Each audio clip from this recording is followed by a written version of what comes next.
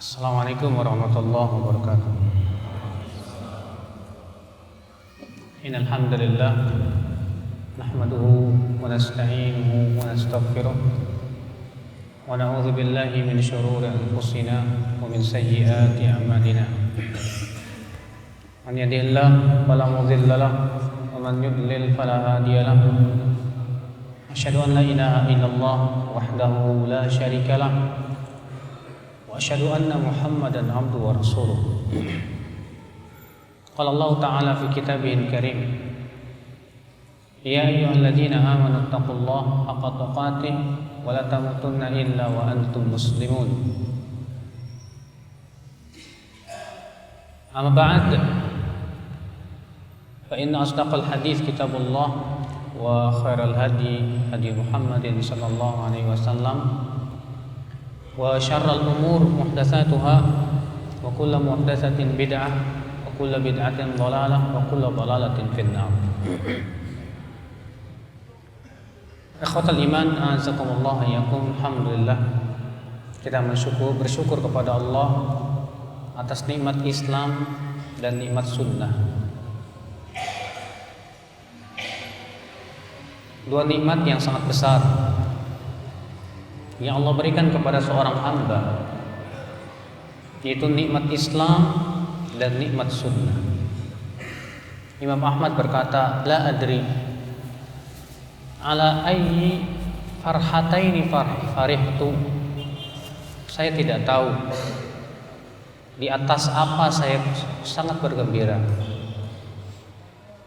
Hal ala nikmatil Islam am ala nikmatis sunnah. Apakah di atas nikmat Islam atau di atas nikmat sunnah? Karena dua-duanya nikmat yang sangat besar sekali. Ketika Imam Ahmad mendengar seseorang berkata, alhamdulillah ala nikmatil Islam, segala puji bagi Allah atas nikmat Islam. Kata Imam Ahmad, was sunnah, dan atas nikmat sunnah juga. Karena nikmat sunnah nikmat yang sangat berharga. Berapa banyak mereka yang KTP-nya Islam, Muslim, tapi ternyata tidak diberikan oleh Allah hidayah kepada sunnah. Padahal ikhwatal Islam, hakikat Islam itulah sunnah, dan sunnah itulah Islam. Oleh karena itulah akhal Islam, azakumullah wa iyyakum, kita di dalam kehidupan ini penting sekali untuk berpegang kepada sunnah Nabi Sallallahu Alaihi Wasallam. Mengapa demikian? Karena yang pertama, bahwa Islam dan sunnah tidak mungkin dipisahkan. Islam itulah sunnah, sunnah itulah Islam.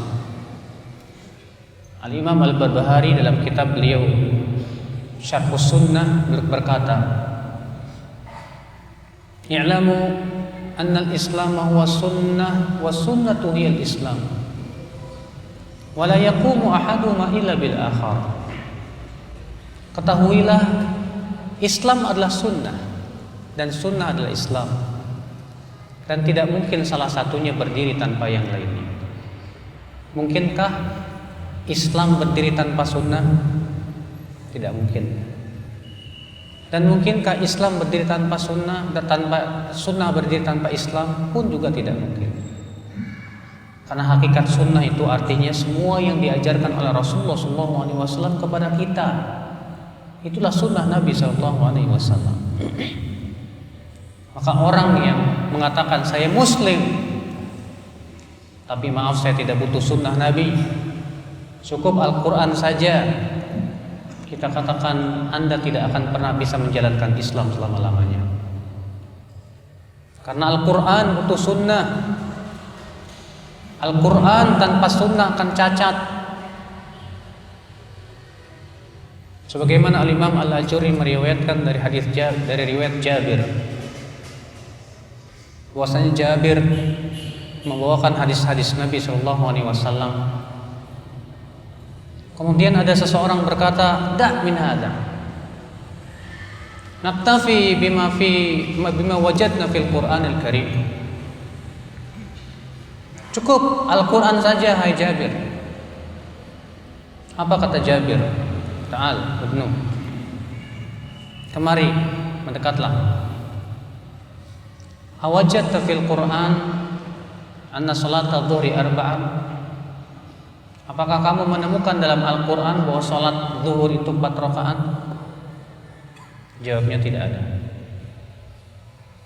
Apakah kamu menemukan dalam Al-Qur'an bahwasanya salat asar itu 4 rakaat? Tidak ada. Sekarang Pak, kalau ada orang yang mengatakan cukup Al-Qur'an tanpa sunnah, bagaimana dia cara sholatnya? Sementara dalam Al-Qur'an tidak ada penjelasannya, tidak ada sama sekali. Maka dari itulah ikhwatul Islam, Islam dan sunnah tidak mungkin dipisahkan. Islam tanpa sunnah tidak akan diterima oleh Allah, dan sunnah tanpa Islam tidak akan diterima oleh Allah Subhanahu wa ta'ala. Ini alasan yang pertama, kenapa kita harus berpegang kepada sunnah Nabi Shallallahu Alaihi Wasallam.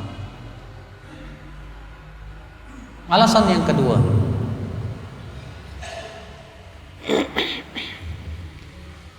karena Allah memerintahkan kita untuk ittiba'ur Rasul.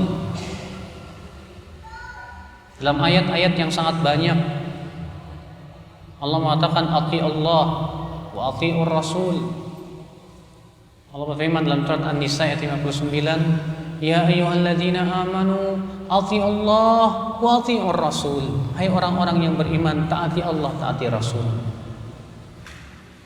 Dalam surat Al-Anfal Allah berfirman, ya ayyuhalladzina amanu atiullaha wa rasulah. Wahai orang-orang yang beriman, taati Allah dan Rasulnya. Dalam surat An-Nisa Allah berfirman, may yuti'ir rasul faqad ata'a Allah. Siapa yang menaati Rasul, sungguh ia telah menaati Allah Subhanahu wa ta'ala. Dan ayat-ayat yang banyak yang memerintahkan kita untuk mengikuti siapa? Rasulullah sallallahu alaihi wasallam. Bahkan Allah memerintahkan kita untuk menjadikan Rasulullah sebagai suri tauladan. Allah berfirman, laqad kana lakum fi Rasulillah uswatun hasanah liman kana yarjullaha wal yawmal akhir wa dzakarallaha katsiran. Sungguh telah ada pada diri Rasulullah suri tauladan yang baik. Buat siapa? Buat orang yang mengharapkan Allah dan kehidupan akhirat dan banyak berzikir kepada Allah Subhanahu wa ta'ala. Ikhwatul Islam, a'azakumullah wa iyyakum.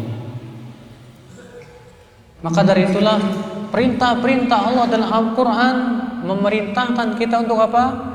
Mengikuti Rasulullah SAW. Bahkan Allah mengancam siapa saja yang tidak mau mengikuti Rasulullah SAW dengan ancaman yang berat. Allah berfirman, "Falyahdharil ladzina yukhalifuna an amrihi an tusibahum fitnatun aw yusibahum adzabun alim." Hendaklah waspada orang-orang yang menyelisihi perintah Rasul untuk ditimpa fitnah atau ditimpa azab yang pedih. Di sini Allah hanya memberikan pilihan 2 saja.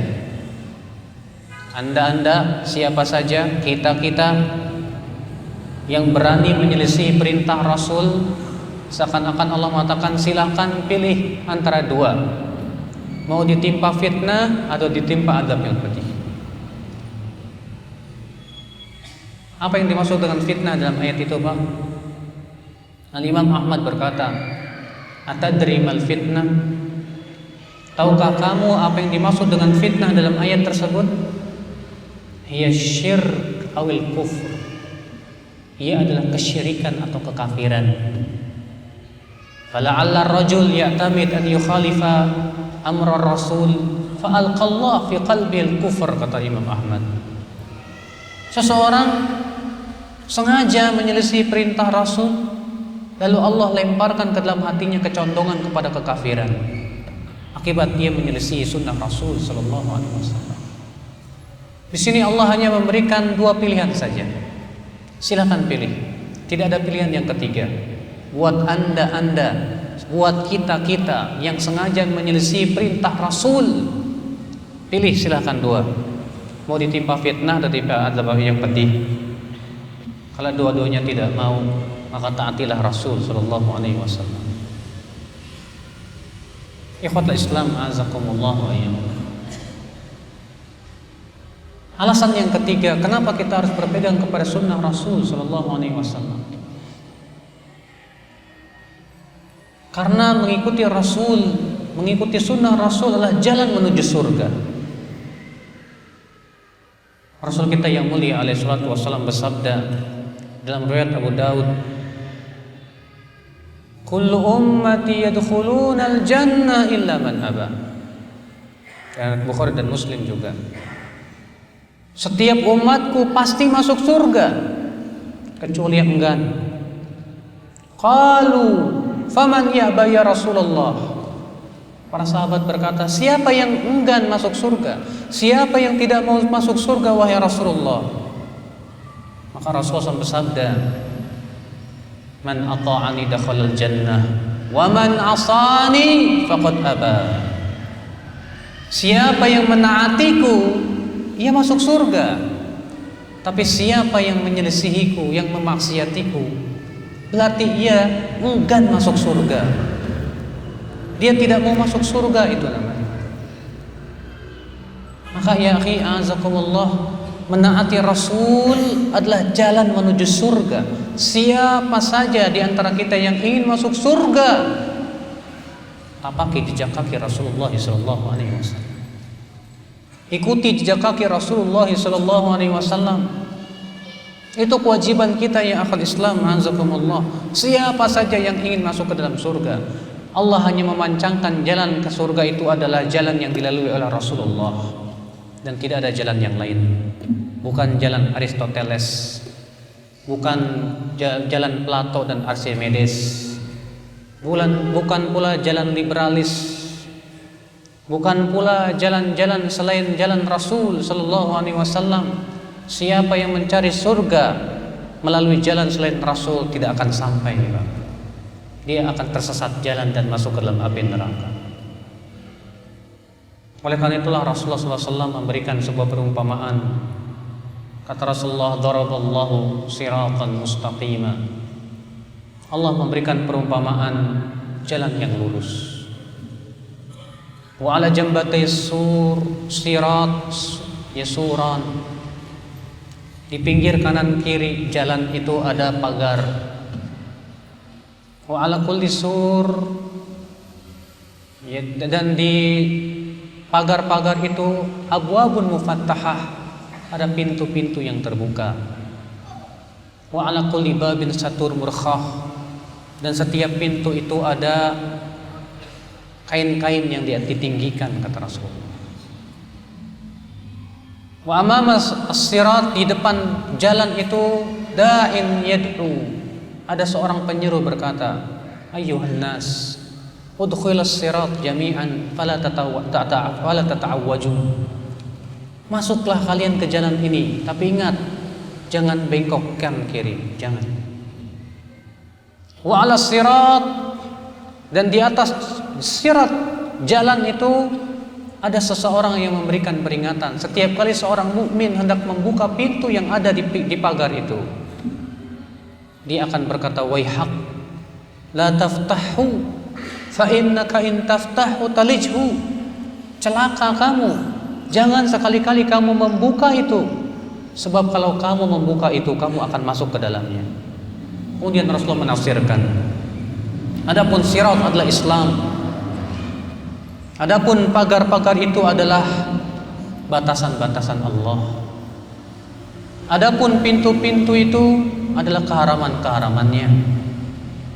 Adapun yang berada di depan sirat itu adalah Al-Quran, dan yang berada di atas sirat itu wa'idullah fi qalbi kulli mu'min, malaikat yang memperingatkan di hati seorang mukmin ketika ia hendak masuk ke dalam maksiat-maksiat. Ikhwatul Islam azakumullah wa iyyakum. Itulah jalan Rasul sallallahu alaihi wasallam. Allah juga berfirman dalam surat Al-An'am ayat 153, wa anna hadza sirati mustaqiman fattabi'u inilah jalanku yang lurus, ikutilah. Wala tattabi'us subul, jangan kamu ikuti jalan-jalan yang lainnya. Fatafarraqa bikum an sabilih, niscaya kalian akan bercerai-berai dari jalan yang lurus ini. Al-Imam Al-Hakim meriwayatkan dalam Mustadraknya dari hadis Ibnu Mas'ud radhiyallahu anhu arda dengan sanad yang sahih bahwasanya Rasulullah SAW menggaris jalan lurus. Kemudian Rasulullah SAW menggaris lagi jalan di kanan dan kirinya. Lalu beliau bersabda menunjuk ke jalan yang lurus ini. Wa anna hadza sirati mustaqiman fattabi'u. Inilah jalanku yang lurus, ikutilah. Kemudian Rasulullah menunjuk kepada jalan-jalan yang di kanan di kirinya. Wala tattabi'us subul. Jangan kalian ikuti jalan-jalan ini. Fatafarraqa bikum an sabilih, niscaya jalan-jalan ini akan memecah belah kalian dari jalan yang lurus tersebut. Dzalikum wassaqum bihi la'allakum tattaqun. Itulah yang Allah wasiatkan kepada kalian agar kalian bertakwa. Subhanallah, jalan itu ternyata jalannya Rasul sallallahu alaihi wasallam. Karena Allah mengatakan wa anna hadza sirati, dan inilah jalanku, yaitu Rasulullah sallallahu alaihi wasallam. Lalu Allah mengatakan jangan ikuti jalan-jalan yang lainnya. Kenapa? Apabila kita mengikuti jalan-jalan yang lainnya, itu akan mencerai-beraikan kita dari jalan tersebut.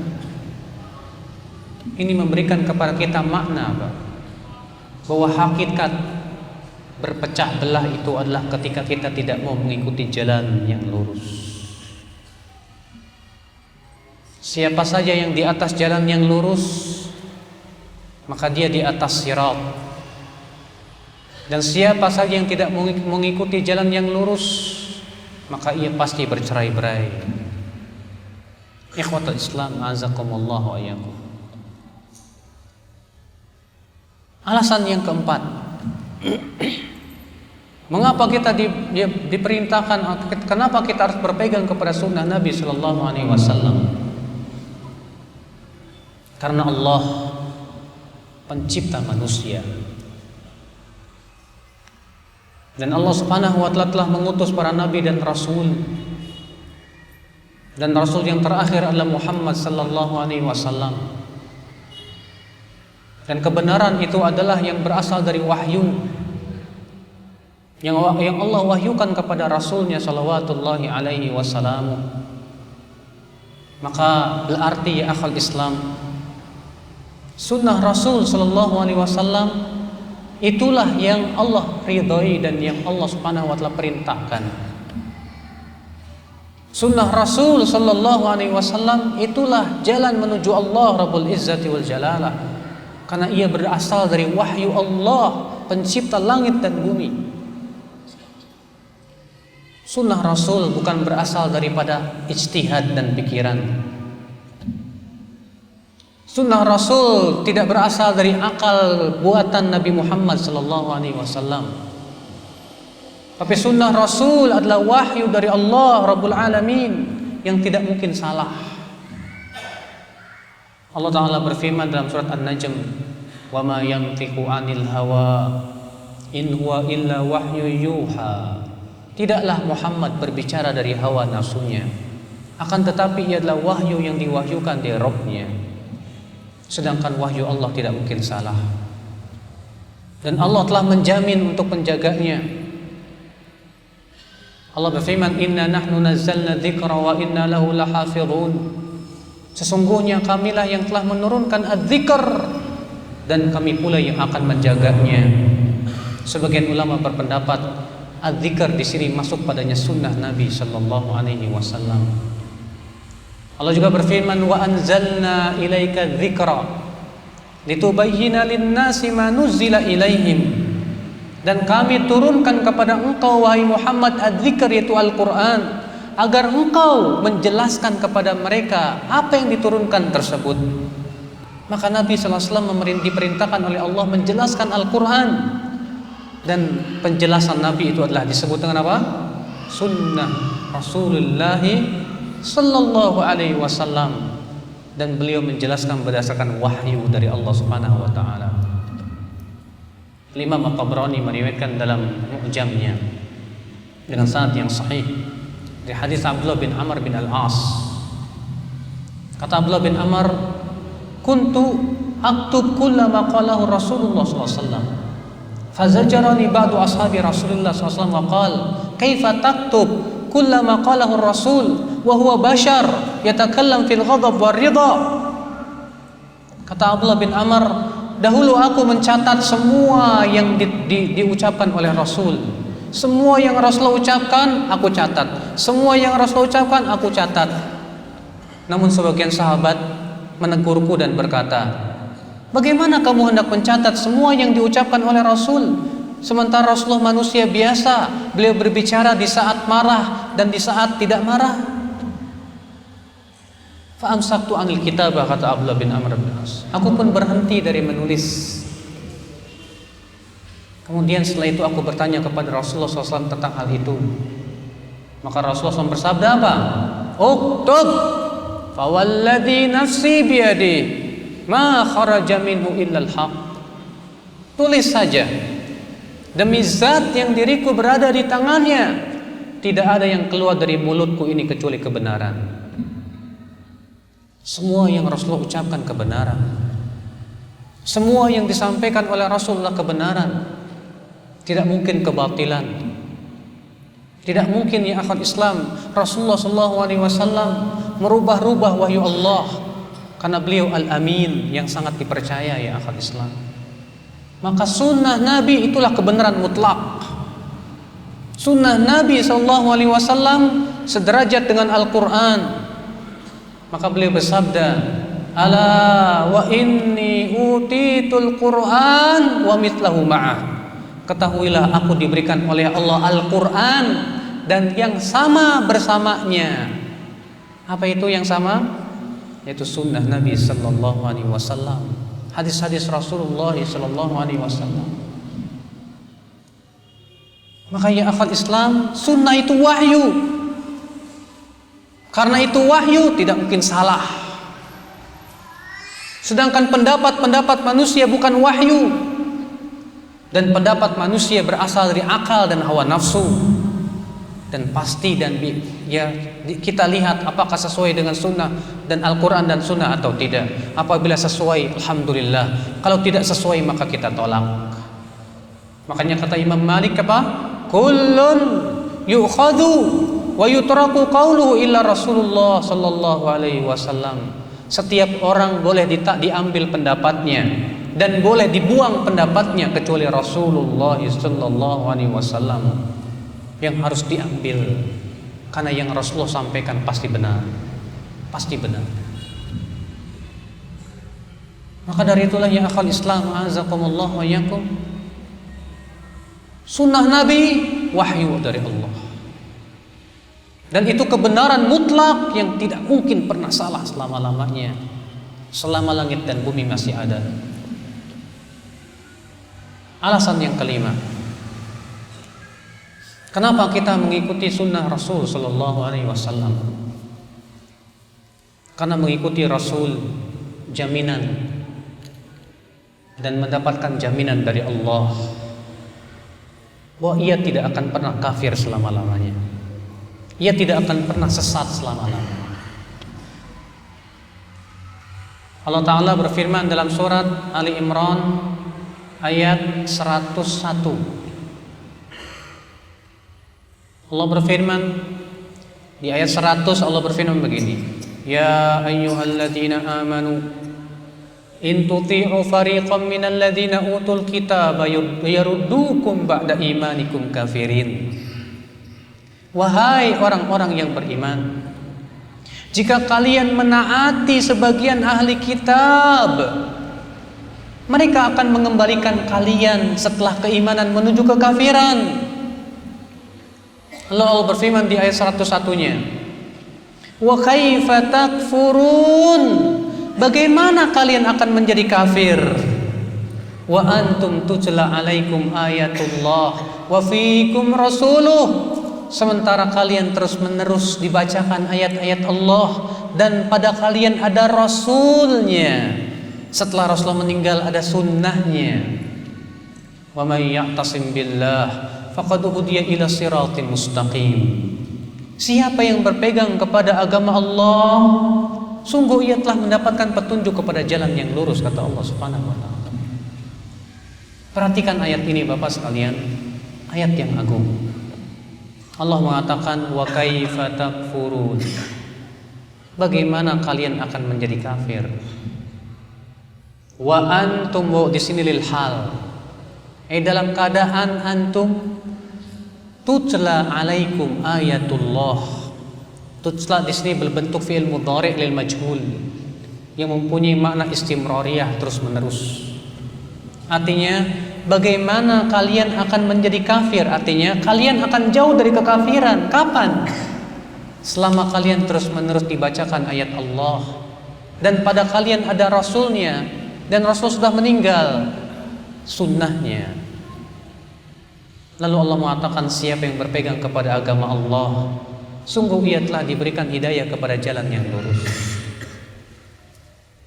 Maka ya akhwat Islam azakumullah, ini subhanallah jaminan yang besar bahwa siapa yang berpegang kepada sunnah Nabi selama hidupnya, ia akan dijamin dia tidak akan pernah kafir selama-lamanya. Sebaliknya orang yang mengikuti selain sunnah Nabi Sallallahu Alaihi Wasallam, karena di dalam ayat 100-nya Allah mengatakan, hai orang-orang yang beriman, jika kalian mengikuti sebagian ahli kitab, maka mereka akan mengembalikan kalian setelah keimanan kepada kekafiran. Banyak kaum muslimin lebih ridho dengan petunjuk ahli kitab. Banyak kaum muslimin lebih merasa bangga dengan yang berasal dari ahli kitab. Sementara kita diperintahkan oleh Allah untuk berbangga dengan apa yang ada dalam Al-Quran dan hadis Nabi SAW, untuk mencukupkan diri dengan apa yang ada dalam Al-Quran dan hadis Nabi SAW. Suatu ketika pernah Rasulullah SAW melihat Umar bin Khattab radhiyallahu anhu sedang membawa Taurat. Sedang membawa apa? Taurat. Lalu Rasulullah bersabda kepada Umar, ya Ibn Khattab, amutahawwikuna ant? Wahai anaknya Ibnu Khattab, wahai anaknya Khattab, kamu ini sudah ngaco apa? Iya. Rasulullah SAW menegur Umar karena Umar membawa-bawa Taurat. Kata Rasulullah, fawalladhi nafsi biyadih, lau kana Musa hayyan ma wasi'ahu illa tibai. Kalaulah Musa masih hidup, dia harus menjadi pengikutku, kata Rasulullah SAW. Masya Allah, akhwat Islam azakumullah wa iyyakum. Orang yang mengikuti sunnah Nabi dijamin tidak akan sesat, Pak. Karena Rasulullah sendiri yang menjamin dalam riwayat Imam Ahmad bin Hanbal bahwa Rasulullah SAW bersabda, taraktu fikum al-amrain ma in tamassaktum bihima lan tadillu. Aku tinggalkan untuk kalian dua perkara. Selama kalian berpegang kepada dua perkara ini, kalian tidak akan pernah tersesat. Apa itu? Kitabullah wa sunnati. Dalam riwayat Imam Al-Hakim demikian. Kitabullah dan sunnahku. Ikhwatul Islam azakumullah wa iyyakum. Oleh karena itulah ya akhi, orang-orang yang berpegang kepada Al-Quran dan sunnah Nabi SAW, insya Allah tidak akan tersesat jalan, selama pemahamannya benar tentunya ya. Alasan yang ke-6, kenapa kita mengikuti sunnah Nabi SAW? Karena berpegang kepada sunnah Nabi melindungi kita dari perselisihan yang dilarang oleh Allah dan Rasulnya. Di mana Allah Ta'ala, Rasulullah SAW mengabarkan akan munculnya perselisihan dan perpecahan di akhir zaman. Dalam riwayat Al-Imam Abu Daud, demikian pula riwayat At-Tirmidzi, dan Tirmidzi berkata hadis hasan sahih dari hadis Al-Irbad bin Sariyah bahwa Rasulullah SAW bersabda, "Usikum bitaqwallah was-sam'i wat-tha'ah wa in ta'ammar 'alaikum 'abdun habasyi fa innahu man ya'ish minkum fasayara ikhtilafan katsira fa 'alaikum bisunnati wa sunnatil khulafa'ir rasyidin al-mahdiyyin 'addu 'alaiha bin nawajidh." Kata Rasulullah, aku wasiatkan kalian untuk bertakwa kepada Allah, mendengar dan taat kepada pemimpin kalian, walaupun pemimpin kalian seorang bangsa Ethiopia yang hitam legam. Sesungguhnya orang yang hidup nanti akan melihat perpecahan yang banyak, kata Rasulullah. Maka hendaklah di saat itu kalian berpegang kepada sunnahku dan sunnah khulafaur rasyidin yang tertunjuki, dan gigit ya dengan gigi geraham. Subhanallah. Ketika Rasulullah SAW mengabarkan bahwa umat Islam akan berpecah belah, ternyata Rasulullah memberikan solusinya. Solusinya adalah fa'alaikum bisunnati wa sunnatil khulafa'ir rasyidin al-mahdiyyin. Hendaklah di saat itu kalian berpegang kepada sunnahku dan sunnah khulafaur rasyidin Abu Bakar, Umar, Uthman, Ali radhiyallahu anhum ajma'in. Dalam riwayat yang lain kata Rasulullah, ma ana alaihi wa ashabi, yang aku dan para sahabatku di atasnya. Masya Allah, ikhwata Islam. Ternyata di saat kaum muslimin berpecah belah, Rasulullah solusinya hanya satu. Rasulullah hanya mengatakan, peganglah sunnahku dan sunnah khulafaur rasyidin. Berarti itu satu-satunya solusi untuk kita hadapi dan kita pegang erat-erat di saat kaum muslimin berpecah belah. Ikhwatal Islam, azakumullah wa iyyakum. Alasan selanjutnya ya akhi, kenapa kita berpegang kepada sunnah Rasulullah salawatullahi alaihi wasallam? Karena sunnah Rasul adalah sebaik-baiknya petunjuk yang penuh dengan kemaslahatan, yang penuh dengan kebahagiaan. Semua yang Rasulullah tuntunkan kepada kita maslahat untuk kehidupan manusia. Oleh karena itulah Rasulullah SAW setiap kali berkhutbah, di khutbah Jumat terutama, mengatakan, fa inna asdaqal hadithi kitabullah wa khairal hadi hadi Muhammadin sallallahu alaihi wasallam. Sesungguhnya sebenar-benar ucapan kitabullah, dan sebaik-baiknya petunjuk Rasulullah sallallahu alaihi wasallam. Sebaik-baiknya petunjuk, maka bayangkan Pak. Petunjuk dalam apa? Dalam akidah. Dalam apa lagi? Dalam ibadah. Dalam apa lagi? Dalam muamalah. Dalam apa lagi? Dalam kehidupan. Dalam kehidupan. Adakah petunjuk yang lebih baik daripada petunjuk Rasul? Tidak ada. Bahkan para ahli pun, para ahli kesehatan, para ahli teknologi di zaman ini telah mengakui memang petunjuk Rasulullah yang paling baik. Dalam tata cara tidur, bagaimana Rasulullah mengajarkan tidur di atas rusuk yang kanan. Ternyata para dokter barat semua mengatakan memang itu tidur yang paling baik. Rasulullah menganjurkan untuk tidur siang. Kata Rasulullah, qilu fa inna syaitan la yaqil. Tidur sianglah karena setan tidak tidur siang. Ternyata diadakan penelitian di London sana. Ternyata tidur siang mempunyai khasiat yang sangat banyak. Rasulullah memerintahkan kita untuk bersiwak. Penelitian demi penelitian tentang siwak ternyata luar biasa. Iya, manfaatnya untuk gigi, masya Allah. Rasulullah SAW mengatakan bahwa sebaik-baiknya obat itu habbah sauda. Penelitian demi penelitian ternyata benar semuanya. Rasulullah SAW menganjurkan kita makan dengan tangan kanan. Ternyata diteliti oleh para ahli, di tangan kita banyak sekali hal-hal yang bermanfaat untuk usus kita dan yang lainnya. Akhi, Allah perlihatkan di zaman sekarang dengan kecanggihan teknologi bagaimana kebenaran sunnah Rasul sallallahu alaihi wasallam. Karena Allah juga berfirman, sanurihim ayatina fil afaqi wa fi anfusihim hatta yatabayyana lahum annahu al-haq. Kami akan perlihatkan kepada mereka ayat-ayat kami di ufuk timur dan barat, bahkan pada diri mereka sendiri, sampai menjadi jelas bahwa dia memang hak. Naam ya akhal Islam, semua perintah Rasul maslahat, dan semua larangan Rasulullah mudarat. Semua yang dilarang oleh Rasulullah berbahaya untuk kehidupan manusia, Pak. Rasulullah melarang kita riba, dan memang riba menghancurkan perekonomian bangsa.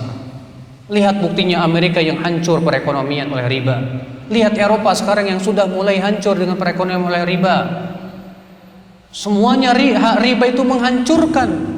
Allah berfirman, yamhaqullahu riba wa yurbis sadaqat. Allah menghancurkan riba dan Allah mengembangbiakan sedekah. Rasulullah melarang kita zina, Rasulullah melarang kita judi, Rasulullah melarang dari berbagai macam larangan. Semuanya ternyata bahaya untuk kehidupan manusia, Pak.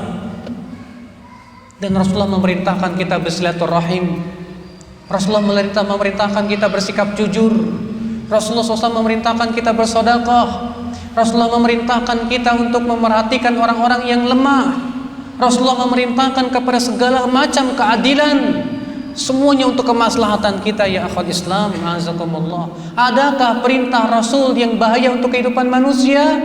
Tidak ada. Adakah larangan Rasulullah SAW yang itu manfaat untuk kehidupan manusia? Ada, tapi mudaratnya lebih besar. Seperti Allah berfirman, yas'alunaka 'anil khamri wal maisir, qul fihima ithmun kabiru wa manafi'u lin-nas wa ithmuhuma akbaru min naf'ihima. Mereka bertanya kepadamu tentang arak dan judi. Katakan, di dalam arak dan judi itu ada dosa besar dan ada manfaat-manfaat untuk manusia. Di sini Allah menyebutkan dengan sigat muntahal jumuh, manfaat-manfaat, berarti manfaatnya tidak sedikit. Lalu Allah mengatakan, tapi dosanya lebih besar daripada manfaatnya. Maka Allah haramkan arak. Betul ada manfaatnya, tapi mudaratnya jauh lebih besar. Makanya ya akhwat Islam, adakah yang lebih maslahat untuk manusia dari sunnah Rasul? Tidak ada. Semua yang Rasulullah SAW tuntunkan kepada kita, sampai-sampai tata cara buang air, itu kemaslahatan yang luar biasa. Ikhwatul Islam, azakumullah wa iyyakum. Rasulullah SAW menyuruh kita untuk apa? Cebok dengan air, bersih dan suci. Dan ternyata itu luar biasa untuk kesehatan manusia. Rasulullah SAW memerintahkan kita wudu. Ternyata wudu itu Masya Allah dari sisi kesehatan luar biasa. Orang-orang akupuntur berkata semua titik-titik kesehatan ada pada anggota wudu. Ya, di telinga saja ada 45 titik, di kaki apalagi, di tangan, di kepala. Ternyata semua yang diusap dalam anggota wudu itu semua titik-titik pusat akupuntur. Luar biasa.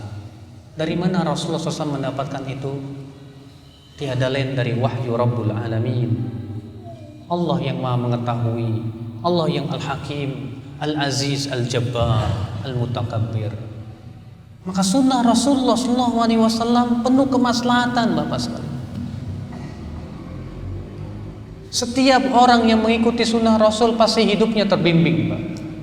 Setiap negara yang mengikuti sunnah Rasul pasti diberikan oleh Allah keamanan dan ketentraman, Pak. Setiap rumah tangga yang mengikuti sunnah Rasul pasti menjadi rumah tangga yang sakinah, Pak. Setiap kantor dan perusahaan yang mengikuti sunnah Rasul diberkahi oleh Allah, Pak, insya Allah. Siapa Anda? Anda sebagai seorang pemimpin apabila mengikuti sunnah Rasul, Anda akan menjadi pemimpin yang sukses, yang dicintai oleh rakyatnya, oleh bawahannya. Anda sebagai bawahan mengikuti sunnah Rasul, Anda akan menjadi bawahan yang benar, yang amanah, yang jujur. Tapi ketika kaum muslimin jauh dari sunnah Rasul, lihat kaum muslimin memakan harta dengan tanpa hak, korupsi di mana-mana, riba, pencurian, perampokan dan yang lainnya, maksiat, hancur lebur. suatu negeri akibat dari mereka tidak mau mengikuti sunnah Rasul sallallahu alaihi wasallam. Ikhwatul Islam azakumullah wa iyyakum. Maka orang-orang yang berakal pasti akan berpikir bagaimana yang paling maslahat untuk kehidupan manusia. Pastilah yang Allah Subhanahu wa taala turunkan kepada hamba-hambanya. Maka itu yang akan dipilih. Karena Allah yang mengetahui tentang hamba-hambanya dan yang menciptakan tentang hamba-hambanya tentu paling tahu tentang petunjuk yang paling membimbing mereka dalam kehidupannya. Ikhwatal Islam azakumullah wa iyyakum. Contoh yang sangat konkret, Pak, yang di Indonesia banyak orang merasa tabu adalah jenggot. Jenggot sunnah Nabi dan bahkan seluruh Nabi berjenggot. Jenggot itu, Pak, adalah merupakan sunnah para Nabi dan Rasul. Semua Nabi, semua Rasul berjenggot. Ternyata di Amerika sana seorang profesor meneliti kenapa jenggot. Ternyata jenggot itu manfaatnya banyak, Pak, buat laki-laki. Iya. Bahkan di Amerika sana pun juga pasukan Amerika diizinkan untuk berjenggot. Setelah diadakan penelitian, ternyata yang berjenggot lebih berani daripada yang nggak berjenggot. Akhirnya diizinkan. Dan anehnya di Indonesia justru malah dilarang ya untuk berjenggot.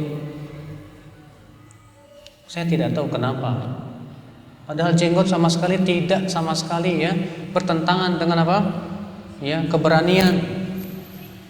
Jenggot sama sekali tidak mempengaruhi. Bahkan semakin laki-laki itu semakin berjenggot semakin berwibawa, Pak. Coba antum lihat singa dengan jenggotnya. Ia terlihat sangat berwibawa sekali. Tapi kalau antum cukur jenggotnya singa itu, Pak, sudah hilang wibawanya dia. Ikhwatul Islam azakumullah wa iyyakum. Tapi itulah Bapak sekalian, syaitan tidak suka manusia untuk mengikuti sunnah Rasulullah sallallahu alaihi wasallam. Syaitan dengan berbagai macam cara bagaimana menghalangi kaum muslimin berpegang kepada sunnah. Dikesankanlah jenggot itu teroris. Dikesankanlah orang yang mengikuti sunnah itu Wahabi. Dikesankanlah orang yang mengikuti sunnah itu ya arogan dan yang lainnya, berbagai macam tuduhan kepada mereka. Fala ilaha illallah. Padahal tidak ada keinginan mereka kecuali untuk berbuat islah, kecuali untuk mengikuti yang terbaik dari petunjuk manusia, petunjuk yang Allah turunkan melalui wahyunya, itu petunjuk Nabi Muhammad sallallahu alaihi wasallam. Ikhwatul Islam azakumullah wa iyyakum. Lalu bagaimana kita tata cara berpegang kepada sunnah Nabi sallallahu alaihi wasallam? Akhal Islam, berpegang kepada sunnah Nabi sallallahu alaihi wasallam, terutama kita yang hidup di zaman akhir zaman ini yang penuh fitnah, penting sekali kita mengetahui tentang bagaimana jalan menuju sunnah Nabi sallallahu alaihi wasallam. Berpegang kepada sunnah Nabi yang pertama dengan cara thalabul ilm. Duduk di majlis-majlis ta'lim, mengkaji hadis-hadis Nabi sallallahu alaihi wasallam. Makanya Nabi SAW memberikan pahala besar bagi mereka yang mempelajari hadisnya. Di antaranya hadis yang mutawatir yang dikutip oleh Tirmidzi dan yang lainnya, yang diriwayatkan hampir oleh 70 sahabat, di mana Rasulullah SAW bersabda, "Nadharallahu imra'a sami'a maqalati fawa'aha wa hafidhaha wa addaha kama sami'a." Semoga Allah memberikan cahaya kepada wajah orang yang mendengar sabdaku, lalu ia memahaminya, lalu ia menghafalnya, lalu ia menyampaikan sebagaimana yang ia dengar. Masya Allah. Di sini Rasulullah mendoakan siapa? Orang yang mempelajari hadis-hadis Nabi Sallallahu Alaihi Wasallam. Apa doanya? Semoga Allah memberikan cahaya ke wajah orang tersebut. Orang yang mendengarkan sabda Nabi Sallallahu Alaihi Wasallam. Doa yang agung ya akhwan Islam, azakumullah ya. Makanya Rasulullah SAW menganjurkan para sahabat menyebarkan hadis Nabi SAW. Kata Rasulullah, tasma'un wa yusma'u minkum wa yusma'u mimman yasma'u minkum. Kalian akan mendengar dariku dan kalian akan didengar oleh generasi setelahnya. Lalu generasi setelahnya akan mendengar dari orang yang mendengar dari kalian. Demikian selanjutnya ya akhwat Islam, azakumullah. Maka jalan kita apa? Pelajari hadis. Buka kitab Sahih Bukhari, Sahih Muslim, Sunan Abu Daud, Tirmidzi, Nasai, Ibnu Majah. Berapa banyak kitab-kitab hadis yang tersimpan di dalam perpustakaan-perpustakaan. Banyak kaum muslimin belum menyentuhnya, Pak.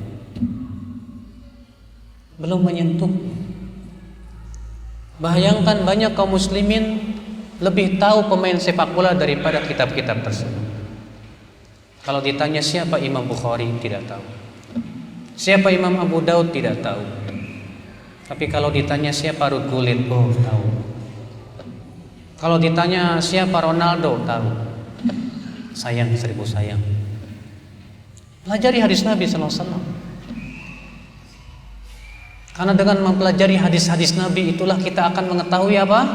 Sunnah Rasulullah Sallallahu Alaihi Wasallam. Tapi ingat, kata para ulama, belajar hadis harus talaki, harus kepada guru yang mumpuni, Pak. Kenapa demikian? Pertama, karena tidak semua hadis sahih sampai kepada kita. Ternyata ada yang sahih, ada yang hasan, ada yang lemah, bahkan ada yang palsu, Pak.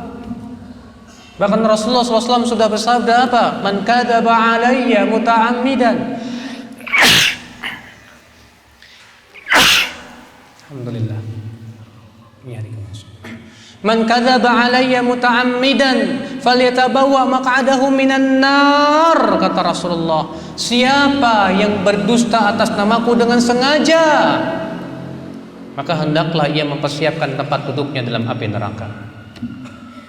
Dan Rasulullah sudah mengabarkan pula akan adanya orang-orang yang akan berdusta atas nama Rasulullah, sebagaimana Imam Muslim meriwayatkan dalam muqaddimah sahihnya.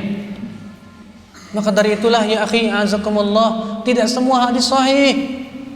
Bahkan terkadang di Indonesia hadis palsu yang tersebar.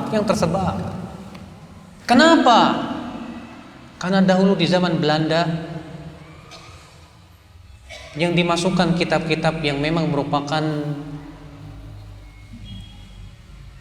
gudangnya hadis dhaif dan palsu. Ikhwatul Islam azakumullah. Apa bahayanya kita meriwayatkan hadis yang palsu ya akhi? Bahaya sekali. Yang pertama, kita berdusta atas nama Rasulullah SAW, dan itu dosa besar. Yang kedua, kita mengada-ngada dalam agama sesuatu yang tidak pernah dicontohkan oleh Rasulullah SAW. Berarti kita memasukkan ke dalam Islam sesuatu yang bukan dari Islam karena hadis yang palsu. Yang ketiga, hadis-hadis palsu itu merusak kesempurnaan Islam, sehingga akhirnya kesempurnaan Islam pun tercoreng dan terluka karena hadis-hadis yang palsu. Makanya orang-orang orientalis begitu rajin, Pak, menyebarkan hadis yang palsu di tengah kaum muslimin supaya agama Islam ini rusak dan hancur. Naam akhwat Islam azakumullah. Di zaman ini kita lihat hadis palsu berseliweran. Hadis tentang batu akik, hadis-hadis yang diriwayatkan tentang keutamaan batu akik semuanya palsu, kata para ulama. Di Indonesia batu akik itu lagi ngetren, Pak. Iya. Hadis tentang batu akik palsu. Semua hadis Nabi Shallallahu Alaihi Wasallam yang menyebutkan tentang siapa yang namanya Muhammad tidak akan masuk neraka, palsu. Ada juga hadis yang mengatakan melihat ke wajah yang cantik itu ibadah. Ada apa hadisnya? Palsu. Iya. Adalah juga hadis yang mengatakan idza asanta dzan bil hajar nafa'ak. Kalau kamu berbaik sangka ke batu, bermanfaat buat kamu itu batu. Palsu. Banyak lagi tentang ibadah-ibadah yang banyak kaum muslimin lakukan. Banyak yang palsu. Salat raghaib, semua ulama Ahlussunnah mengatakan palsu. Demikian pula salat nisfu Sya'ban kata Imam Nawawi juga palsu. Demikian pula banyak sekali Pak, kalau kita lihat. Dan itu ternyata laris di tengah-tengah kaum muslimin. Maka dari itu ya akhi, belajar hadis harus kepada seorang yang ahli di bidangnya, supaya antum selamat. Apakah ini sahih, apa dhaif, atau apa? Bahkan palsu, Pak. Hati-hati. Jangan sampai kita beribadah berdasarkan hadis yang lemah. Jangan sampai kita berakidah berdasarkan hadis yang tidak sahih. Jangan sampai. Yang kedua, kenapa kita harus talaki kepada seorang yang ahlinya? Karena suatu hadis walaupun sahih, belum tentu pemahamannya sahih. Karena untuk memahami suatu hadis, yang harus dilakukan apa? Yang pertama harus mengumpulkan semua matan-matan dan jalan-jalan, supaya menjadi jelas apa maksud hadis tersebut. Makanya Syu'bah bin Al-Hajjaj berkata apa? Al-bab idza lam yujma' turuquhu lam yatabayyan muraduhu. Hadis apabila tidak dikumpulkan jalan-jalannya semua, belum jelas ini bagaimana status hadis ini. Belum jelas bagaimana pemahaman hadis tersebut. Terkadang hadis kelihatannya sahih, ternyata setelah diperiksa hadis itu sudah mansukh hukumnya, sudah dihapus. Atau ternyata ada hadis lain yang lebih sahih, atau ternyata hadis tersebut syadz, atau yang lainnya. Tentu hanya orang-orang yang ahli di bidangnya yang mengetahui. Makanya ya akhi, belajar hadis tidak bisa otodidak. Antum ambil Bulughul Maram dibaca sendiri, puyeng antum. Karena tidak semua hadis sahih, tidak semua yang ada dalam Bulughul Maram sahih. Banyak pula yang dhaif. Ikhwatul Islam, azakumullah wa iyyakum. Nah ini akhi, latih untuk mengetahui sunnah Nabi, pelajari hadis Nabi SAW. Ini cara yang sangat efektif, yaitu mempelajari hadis-hadis Nabi SAW. Buka kitab Sahih Bukhari, Muslim, Abu Daud, Tirmidzi, Nasai, Ibnu Majah. Fahami hadis per hadis, amalkan, ketahui ini sahih apa dhaif, sebarkan kepada manusia. Yang kedua, bagaimana kita berpegang kepada sunnah Nabi SAW. Salawatullahi alaihi wassalam. Yaitu ambillah pemahaman para sahabat dan para ulama setelahnya untuk memahami Al-Quran dan hadis, agar kita bisa berpegang kepada sunnah Rasul SAW yang sahih, yang benar, yang terbimbing. Karena pemahaman para sahabat itulah sebenar-benarnya pemahaman. Mereka yang paling tahu tentang apa yang diinginkan oleh disabdakan oleh Rasulullah SAW. Karena mereka orang yang berbahasa Arab fasih.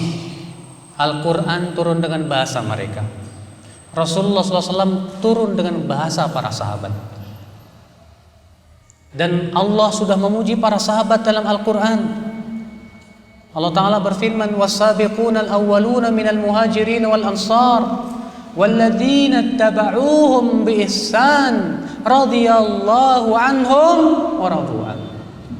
Dan orang-orang yang pertama kali masuk Islam dari kalangan muhajirin dan ansar, dan orang-orang yang mengikuti mereka dengan kebaikan, Allah ridha kepada mereka dan mereka pun ridha kepada Allah Subhanahu wa taala.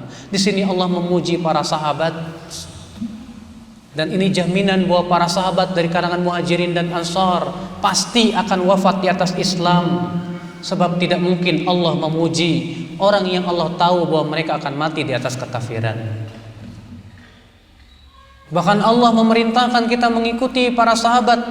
Allah berfirman, "Fa in amanu bimithli ma amantum bih faqad ihtadaw wa in tawallaw fa innama hum fi shiqaq."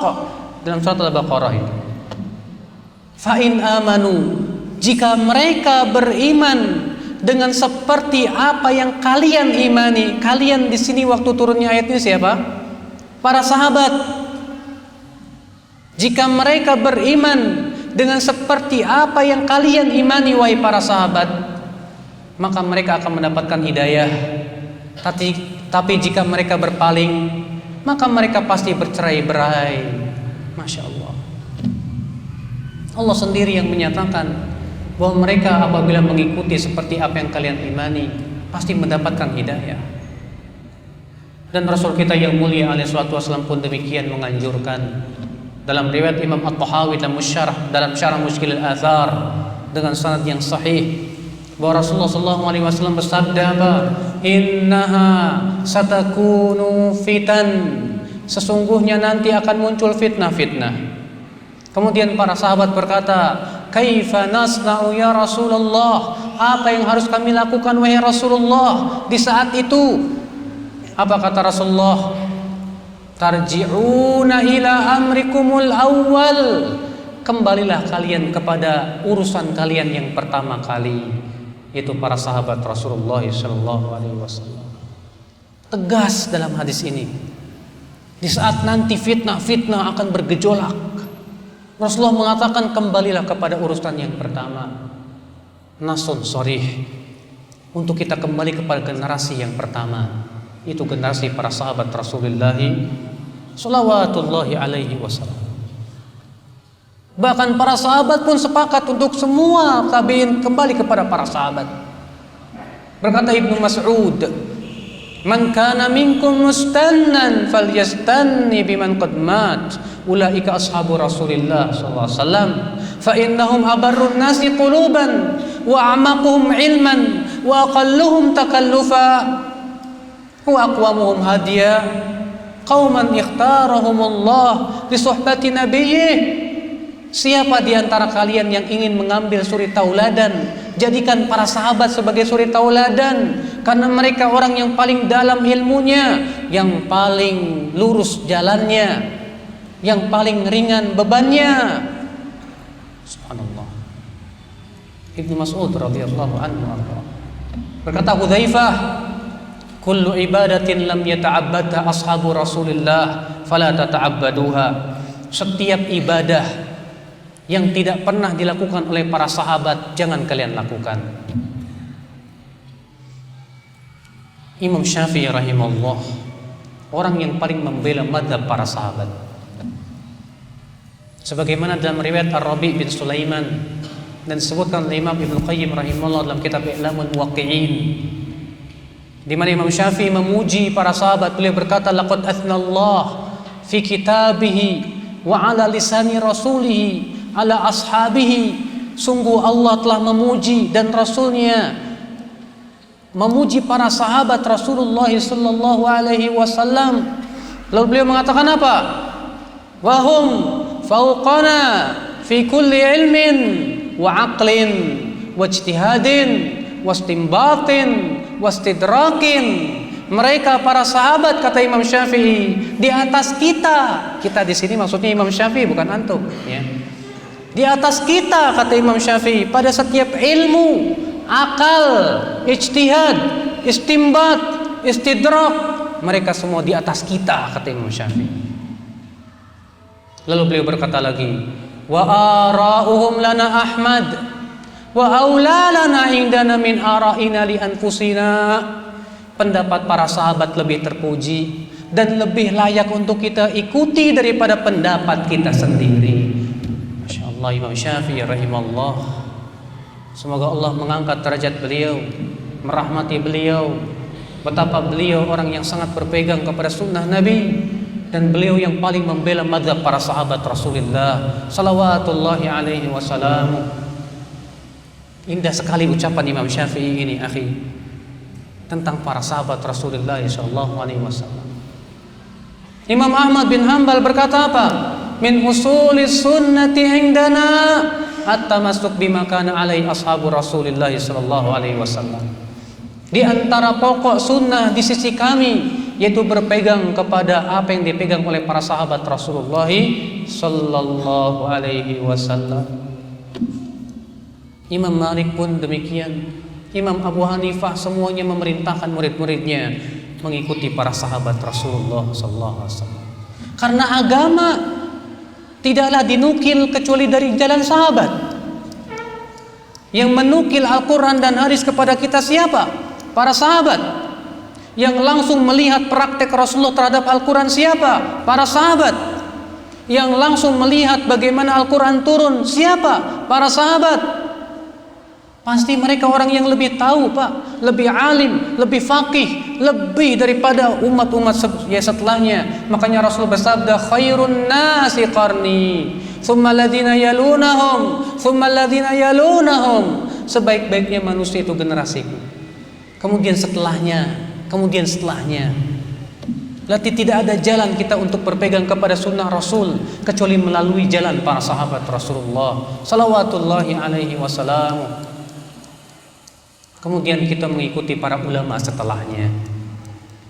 Imam Syafi'i, Imam Ahmad, Imam Malik, Imam Abu Hanifah, Imam Waqi' ibn al-Jarrah, Imam Sufyan al-Thawri, Imam Al-Laits bin Sa'ad, Imam Abu Ishaq bin Rahuyah, Imam Bukhari, Imam Muslim, Imam Tirmidzi, dan seabrek-abrek ulama yang lainnya, Pak, yang mereka diberikan oleh Allah kekuatan ilmu yang luar biasa. Ini dia Imam Ahmad bin Hanbal yang mengatakan, hafiztu alf hadis, aku hafal 1000 kali 1000 hadis. Berapa, Pak? 1000 kali 1000?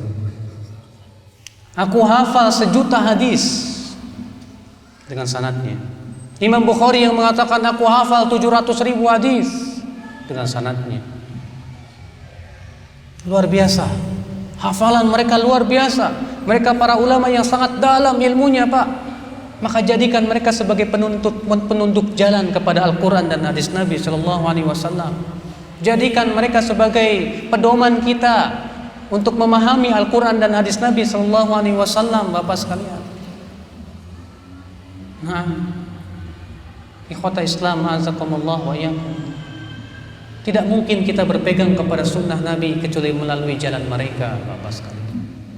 Maka siapa yang ingin berpegang kepada sunnah Nabi, pahamilah sunnah Nabi SAW sesuai dengan pemahaman mereka.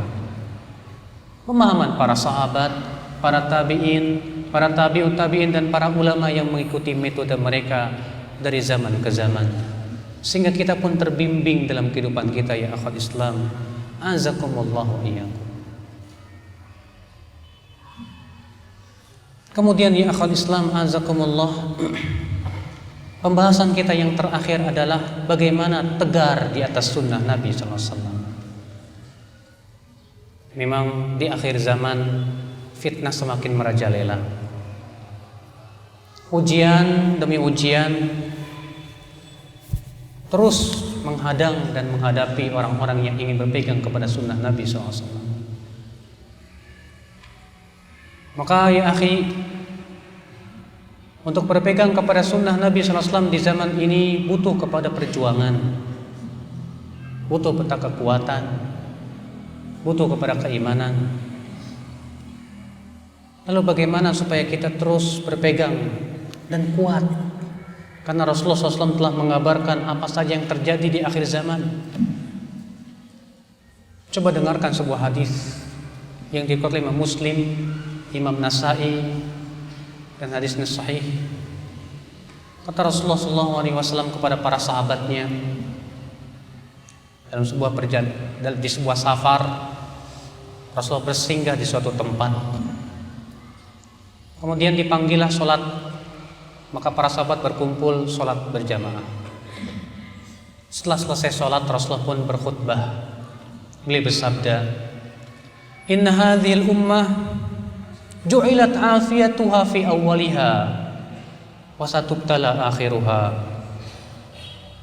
Thumma taji'ul fitan fayuraqiqu ba'duha ba'dha. Taji'ul fitnah fayaqulul mu'min hadhihi muhlikati. Thumma tankashif. Thumma taji'ul fitnah fayaqulul mu'min hadhihi wa hadhihi. Faman arada an yuzahzaha 'anil nar wa yudkhalal jannah falta'tihi maniyatuhu wa huwa yu'minu billahi wal yawmil akhir wal ya'ti ilan nasi bima yuhibbu an yu'ta ilaihi. Kata Rasulullah, umat Islam ini dijadikan kebaikannya itu di generasi pertamanya, dan kelak generasi akhirnya, kata Rasulullah, akan diberikan oleh Allah bala dan perkara-perkara yang kalian ingkari.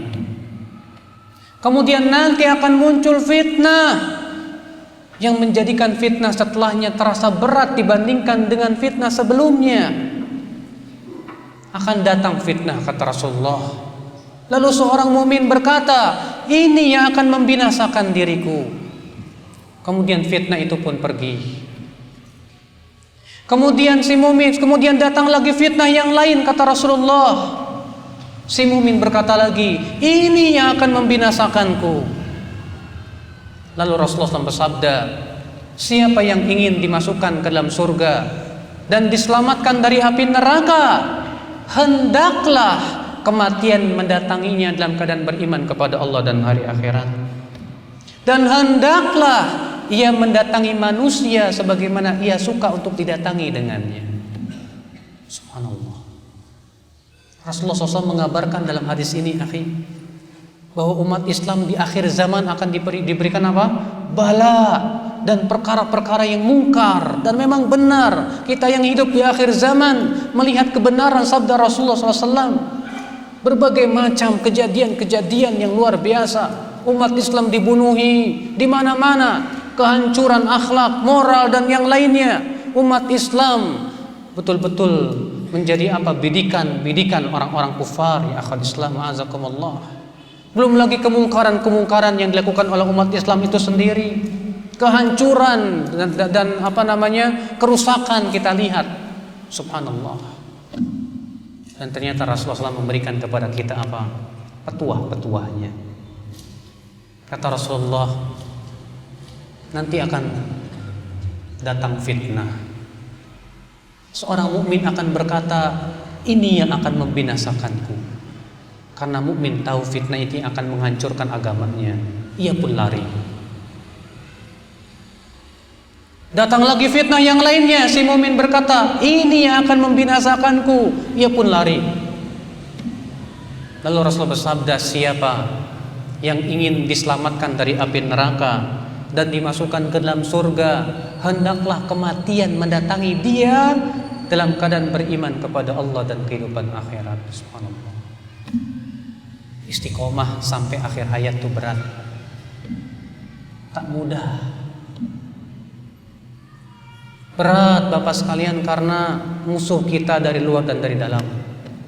Dari luar setan-setan dan bala tentaranya, dari dalam berupa hawa nafsu dan syahwat. Hanya orang-orang yang diberikan oleh Allah rahmatnya yang akan selamat. Namun kita harus berusaha bagaimana istiqomah di jalan Allah, di atas sunnah Rasulullah SAW. Apa itu? Bagaimana kita istiqomah di atas sunnah Rasul di akhir zaman yang Rasulullah telah sebutkan tadi? Yang pertama, sudah saya sebutkan di awal, terus menuntut ilmu. Jangan putus sampai akhir hayat. Jangan putus dari menuntut ilmu. Imam Ahmad pernah, beliau sedang menulis dengan tinta-tintanya. Kalau tinta itu Pak, bahasa Arabnya mahbarah. Kemudian seorang muridnya berkata, ya Aba Abdullah, ila mata tumsikul mahbarah? Sampai kapan kau memegang pena? Kata Imam Ahmad, ilal makbarah, sampai kuburan. Ya, kita menuntut ilmu sampai wafat Pak, sampai meninggal dunia kita menuntut ilmu. Jangan Anda berkata sekalipun, sudah cukup saya untuk menuntut ilmu. Tidak, kita menuntut ilmu sampai wafat Pak. Iya. Lihat para ulama terdahulu, mereka terus menerus di atas menuntut ilmu, murojaah hadis, sampai-sampai mereka meninggal dalam keadaan murojaah hadis. Ini dia Abu Zur'ah Ar-Razi. Di saat dia mau meninggal dunia dalam sakaratul maut, sementara murid-muridnya berada di sekitarnya sedang merojaah hadis. Lalu mereka bingung, apakah kita akan mentalkinkan syekh kami atau bagaimana ini? Rupanya Abu Zur'ah tahu.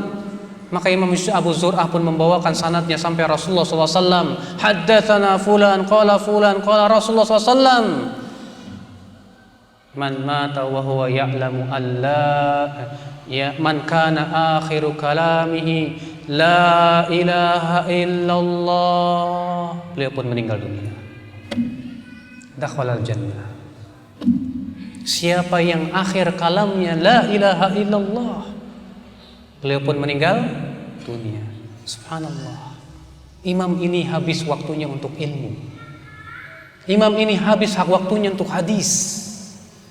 Maka ia pun meninggal membawakan hadis Nabi SAW dengan sanadnya sampai Rasulullah salawatullahi alaihi wasallam. Maka kita pun demikian. Jangan sekali-kali kita remehkan untuk tidak menuntut ilmu. La.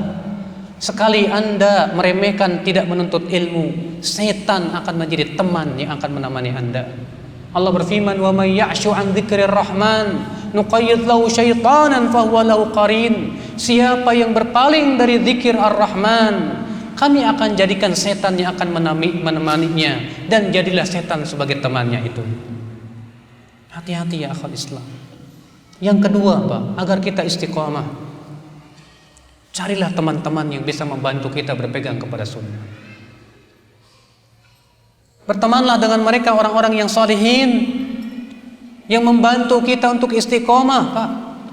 Jangan berteman dengan orang-orang yang bisa merusak agama kita. Karena Rasul kita yang mulia alaihi salatu wasallam bersabda dalam riwayat Abu Dawud, "Al-mar'u ala dini khalilih." Seseorang itu di atas agama teman dekatnya. "Falyanzur ahadukum ila man yukhalil." Maka hendaklah seseorang dari kalian melihat dengan siapa dia berteman.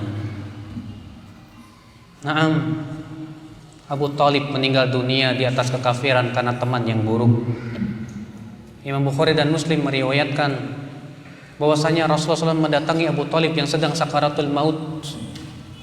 Lalu Rasulullah bersabda, "Ya am, qul la ilaha illallah kalimatan uhaju biha laka indallah." Hai paman, ucapkan la ilaha illallah, dengan kalimat itu aku akan bela kamu di sisi Allah. Sementara di sisinya ada Abu Lahab yang mengatakan, Abu Jahal yang mengatakan, "Atarghabu an millati Abdul Muttalib?" Hai Abu Talib, apakah kamu benci kepada agama ayahmu Abdul Muttalib? Sementara Rasulullah mengulangi lagi, Abu Jahal mengulangi lagi. Akhirnya Abu Talib berkata, "Aku mati di atas agama ayahku, wafat di atas kekafiran karena teman yang buruk." Naam akhwal Islam. Bahkan penduduk api neraka akan menyesal. Kenapa mereka mempunyai teman-teman yang membuat mereka masuk neraka? Allah berfirman dalam surat Al-Furqan itu, "Qala ya wailata laitani lam attakhidh fulanan khalila laqad adallani 'anidh dzikri ba'da idh ja'ani wa kana syaitanu lil insani khadula." Kata Allah, berkata penduduk api neraka itu, "Aduh, andaikan aku tidak menjadikan si fulan sebagai teman dekat saya. Gara-gara ia sudah menyesatkan saya dari peringatan ketika peringatan telah datang kepada saya." Demikianlah kata Allah, syaitan berusaha untuk menghinakan manusia dengan teman-temannya itu. Hati-hati Pak. Jangan Anda berkata, "Saya berteman dengan siapa saja." Karena itu bukan dari ajaran Rasulullah sama sekali. Yang Rasulullah ajarkan, "Wasbir nafsaka ma'al ladzina yad'una rabbahum bil ghadati wal 'ashyi yuriduna wajhah." Bersabarlah kamu bersama orang-orang yang selalu menyeru Rabb-nya di waktu pagi dan petang, mengharapkan wajahnya. Bersabarlah bersama mereka. Itu yang diperintahkan oleh Allah Rabbul Izzati wal Jalalah. Berteman dengan orang-orang yang saleh, yang selalu menyeru Allah, yang selalu bermunajat kepada Allah. Dan kelak Pak, orang-orang soleh itu akan menyelamatkan kita dari api neraka bila qadarullah kita masuk ke dalam api neraka. Disebutkan dari Bukhari dan Muslim, ketika Rasulullah SAW bersabda, ketika kaum mukminin telah melewati jembatan Sirat, mereka telah melewati jembatan Sirat, fama asyaddun nasi mujadatan lillah illa al-mu'minun, kata Rasulullah. Tidak ada yang paling keras debatnya kepada Allah kecuali kaum mukminin. Mereka berkata, ya Rabb, ikhwanuna alladhina kanu yusalluna ma'ana wa yasumuna ma'ana lima adkhaltahum an-nar. Ya Rabb, teman-teman kami, saudara-saudara kami yang dahulu salat bersama kami, berpuasa bersama kami, kenapa engkau masukkan ke dalam api neraka ya Rabb? Terus mereka meminta kepada Allah sampai Allah berfirman, keluarkan orang-orang yang kalian kenal yang mengucapkan la ilaha illallah, keluarkan mereka dari api neraka. Maka kaum mukminin pun segera berlarian dan mengambil teman-temannya dari api neraka. Masya Allah. Itulah ya akhwal Islam, teman yang saleh. Di dunia kita berteman dengan mereka, alhamdulillah. Di akhirat ternyata teman-teman yang saleh mengeluarkan temannya dari api neraka. Kemudian apalagi jalan istiqomah.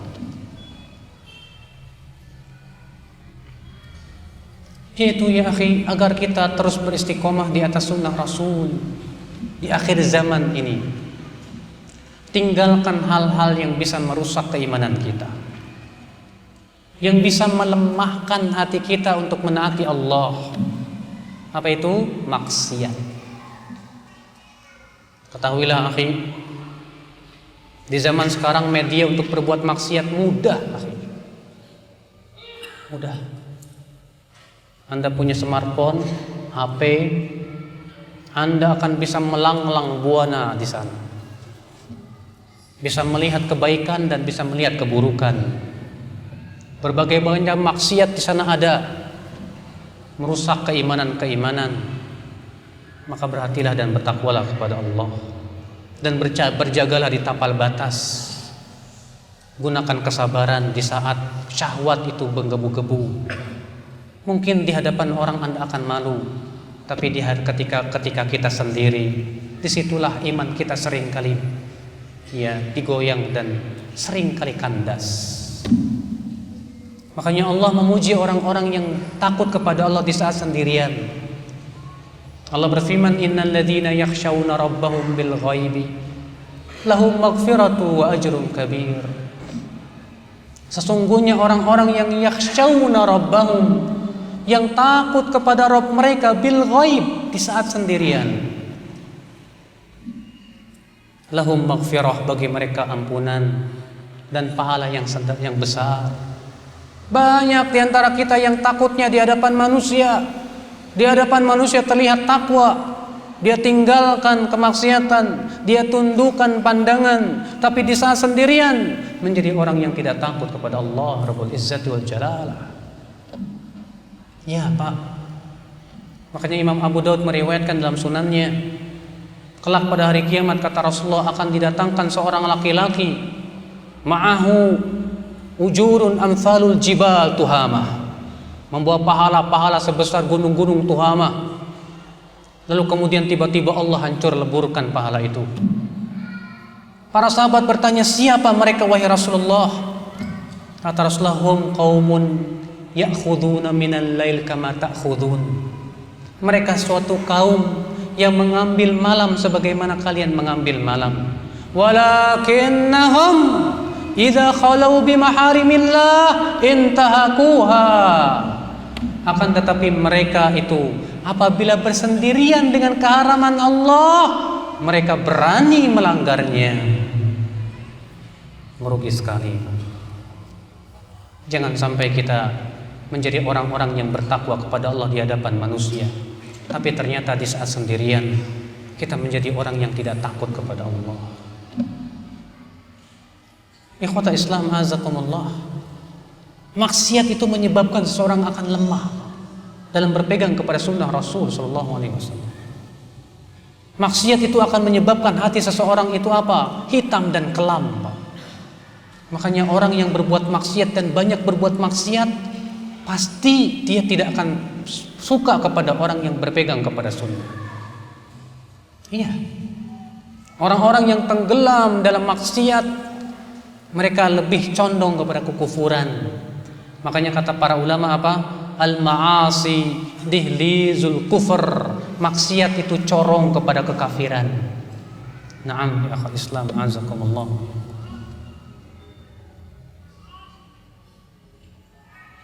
Maka ya akhi, tinggalkan perkara-perkara yang bisa merusak keimanan kita, yang bisa melemahkan kita untuk beramal saleh. Apa itu? Maksiat. Semua jenis maksiat pelajari untuk kita jauhi, bukan untuk kita lakukan ya akhal Islam azakumullah. Kemudian yang selanjutnya, agar kita tegar di atas sunnah Rasul SAW di akhir zaman ini, selalu kita berhubungan dengan para ulama, terutama kalian para pemuda. Jangan lepas dari para ulama, karena para pemuda itu semangatnya lagi menggebu-gebu, Pak. Terkadang pemuda itu kalau dilepas begitu bahaya, karena sedang semangatnya ketemunya orang takfiri khawarij. Akhirnya apa? Jadi pengantin untuk bom bunuh diri. Kebanyakan yang melakukannya siapa? Pemuda. Karena pemuda memang sedang menggebu-gebu semangatnya, Pak. Akhirnya apa? Kalau tidak dibimbing, bahaya, merusak Islam. Maka para pemuda yang paling utama untuk selalu dibimbing oleh para ulama, agar mereka jalannya benar, terbimbing dan terarah di atas ilmu yang sahih. Maka dari itu para pemuda, semangat kalian yang paling utama menuntut ilmu dulu. Jangan semangat pergerakan. Semangat yang paling utama menuntut ilmu dulu. Jangan semangat berdakwah dulu, ceramah di podium-podium, jangan dulu. Kuatkan dulu keilmuan, baru kemudian kita bergerak sesuai dengan bimbingan para ulama, agar perjalanan dakwah ini benar dan lurus dan tidak menimbulkan mudarat yang lebih besar. Karena kenyataan yang ada, Pak, pemuda-pemuda dan banyak para aktivis yang begitu semangat membela Islam, ternyata melakukan sikap-sikap yang merugikan Islam itu sendiri. Bom bunuh diri, belum di Bali, di berbagai macam tempat, di Jakarta dan yang lainnya. Akhirnya apa? Apakah itu membela Islam? Tidak. Apakah menjadikan banyak orang-orang non-muslim yang masuk Islam? Tidak. Apakah menjadikan sunnah semakin kuat? Tidak. Bahkan Islam yang menjadi apa? Korban. Bahkan sunnah yang paling utama yang menjadi korban. Orang yang berjenggot dituduh teroris, orang yang di atas mata kaki disebut Wahabi, dan berbagai macam tuduhan-tuduhan akibat perbuatan-perbuatan mereka. Yang musibahnya lagi, Pak, mereka menganggap ulama itu yang sesuai dengan keinginan mereka. Adapun ulama-ulama yang tidak sesuai, mereka sebut ulama penjilat, ulama pengecut, ulama pengkhianat. La ilaha illallah. Maka dari itulah ya akhi, penting kita untuk dibimbing oleh para ulama, merapat kepada para ulama, karena para ulama yang tahu tentang makna-makna Al-Quran dan hadis. Para ulama yang lebih jauh keilmuannya dan lebih dalam, mereka faham mana yang lebih maslahat dan mana yang tidak. Terutama ulama-ulama besar, ulama-ulama kibar yang telah betul-betul kokoh keilmuan mereka dan banyak pengalaman mereka. Penting sekali akhi azakumullah, supaya kita terus bisa berpegang kepada sunnah Rasul dan selamat dari syubhat-syubhat yang akan bisa merusak pemikiran kita. Akhul Islam azakumullah wa iyyakum. Kemudian yang terakhir, berdoa kepada Allah. Minta kepada Allah kekuatan untuk bisa tegar di atas sunnah Rasul. Adalah Rasulullah SAW selalu berdoa, ya muqallibal qulub, sabbit qulubana ala dinik. Wahai yang membolak-balikan hati, kuatkan hatiku di atas agama. Dan Rasul juga mengajarkan doa, Allahumma inni as'aluka fi'lal khairat wa tarkal munkarat wa hubbal masakin wa an taghfirali wa tarhamani wa tatuba alayhi wa idza aradta biqaumin fitnah faqbidni ilaika ghairu maftun. Ya Allah, aku minta kepada Engkau kekuatan untuk bisa melakukan kebaikan dan meninggalkan kemungkaran. Aku minta kepada Engkau untuk bisa mencintai orang miskin, dan agar Engkau ampuni dosaku, Engkau sayangi aku dan berikan taubat kepadaku. Dan apabila fitnah itu melanda suatu kaum, tolong wafatkan aku dalam keadaan tidak terkena fitnah, ya Allah. Itu doa Rasulullah SAW. Banyak-banyak minta kepada Allah kekuatan di akhir zaman ini untuk istiqomah, Pak. Semoga kita termasuk orang-orang yang selalu berpegang kepada sunnah Nabi. Semoga kita termasuk orang-orang yang selalu istiqomah dan kemudian wafat di atas sunnah Rasulullah salawatullahi alaihi wasallam. Wallahu a'lam. Dan kita menuju tanya jawab.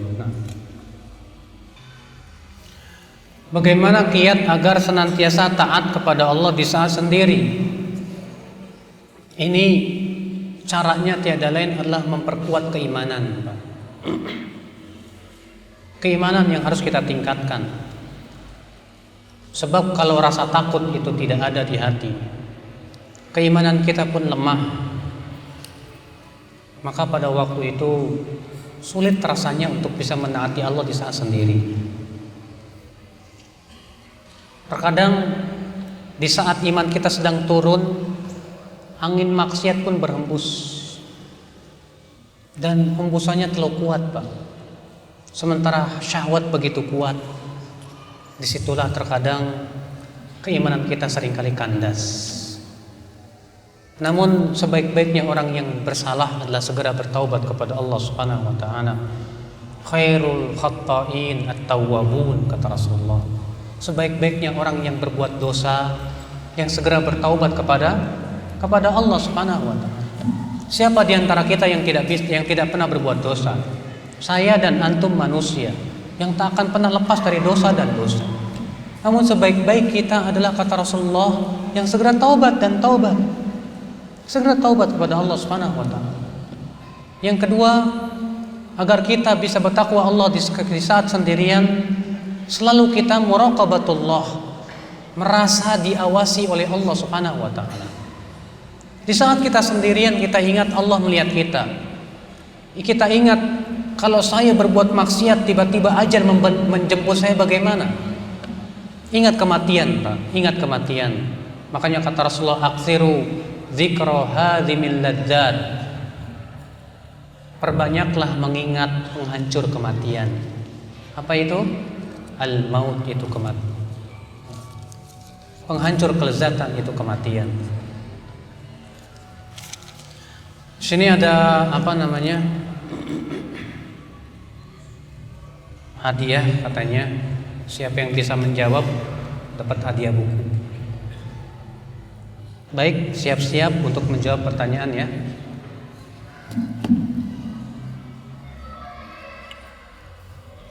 Sebutkan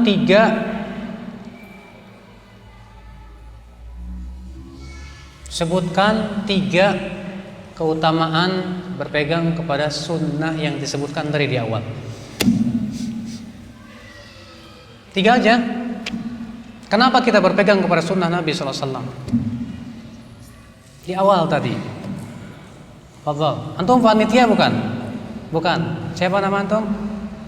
Hah? Apa yang pertama? Apa? Kurang dengar, maju-maju sini.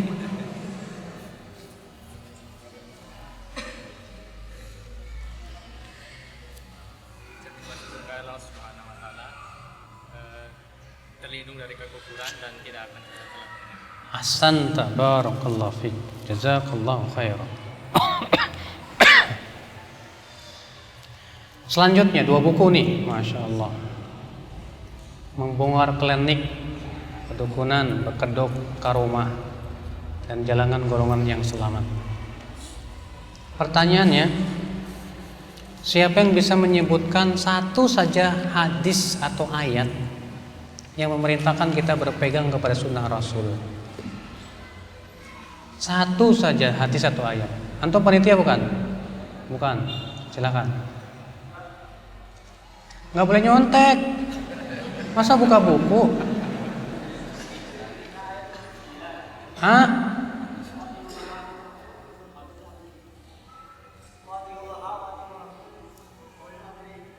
Terus? Cuma gitu doang? Ada yang lain? Silakan.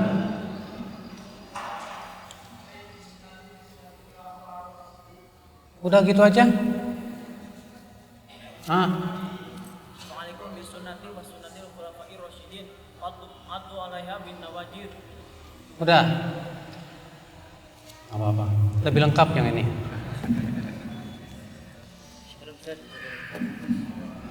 Yang terakhir, sifat salat Nabi sallallahu alaihi wasallam. Ada dua cara bagaimana berpegang kepada sunnah Rasul yang saya sebutkan tadi. Sama dengan kita ilmu. Betul. Yang kedua dengan alhamdulillah pemahaman para sahabat. Ahsanta. Barakallahu fiik. Dah. Jazakallahu khair. Barakallahu fiik. Insyaallah. Bolehkah kita mendoakan teman yang sudah meninggal dunia? Oh, boleh, nggak masalah. Ya. Caranya bagaimana? Berdoa di saat kita sedang sholat, berdoa di waktu-waktu ijabah. Kita doakan, ya Allah, ampuni dosanya, ya Allah, angkat derajatnya, ya Allah, luaskan kuburnya, berikan padanya cahaya. Itu yang kita minta kepada Allah Subhanahu wa taala untuk teman kita yang sudah meninggal dunia. Ketika ada orang yang mengkafirkan orang lain, apa benar atau tidak dan bagaimana sikap kita? Tergantung alasannya apa. Kenapa kamu mengkafirkan dia? Yang kedua, dia orang ahli apa bukan untuk mengkafirkan? Masalahnya, Pak, kafir mengkafirkan tuh ada syarat-syaratnya, ada rukun-rukunnya, ada penghalang-penghalangnya. Syaratnya 4. Yang pertama, muslim balik dan berakal yang melakukan kekafiran ini ya. Yang kedua, dia melakukan kekafiran itu dengan sukarela, bukan karena dipaksa. Yang ketiga, sudah tegak padanya hujah, dijelaskan sejelas-jelasnya tentang bahwa itu perbuatan kufur. Yang ketiga, yang keempat, dia melakukan perbuatan kekafiran itu bukan karena adanya syubhat. Kalau masih ada syubhat, harus dihilangkan dulu syubhatnya. Maka dari itulah kita harus lihat keadaan orang ini. Kalau ada orang mengatakan itu orang yang tidak baiat kepada imam saya kafir, hati-hati nih Pak. Karena mengkafirkan besar di mata Allah. Kata Rasulullah, man qala li akhihi ya kafir, siapa yang mengatakan kepada saudaranya hai kafir, faqad ba'a biha ahaduhuma, maka akan kembali kepada salah satunya. Fa in kana kama qal, kalau yang diucapkan kafir itu memang kafir, masuk. Wa illa raja'at ilaih, kalau ternyata tidak, maka ucapan kafir itu akan kembali kepada yang mengucapkannya. Maksudnya kembali kepada yang mengucapkan bagaimana? Kata Imam Nawawi, artinya dia nanti akan diseret kepada perbuatan yang sama. Hati-hati itu Pak. Masalah kafir mengkafirkan berat. Ya maka dari dulu kalau kita melihat ada orang yang mengatakan siapa yang tidak ikut kelompok saya kafir, ini bahaya. Ini pemahaman Khawarij. Ini hizbiyin. Ya. Karena orang Khawarij begitu, yang tidak mau mengikuti kelompoknya kafir, halal darahnya. Ya. Karena masalah hukum kafir mengkafirkan itu hukum yang berasal dari Allah dan Rasulnya. Hanya orang-orang yang telah diberikan kekuatan ilmu dan telah kokoh keilmuannya yang bisa untuk menghukumi, akhi.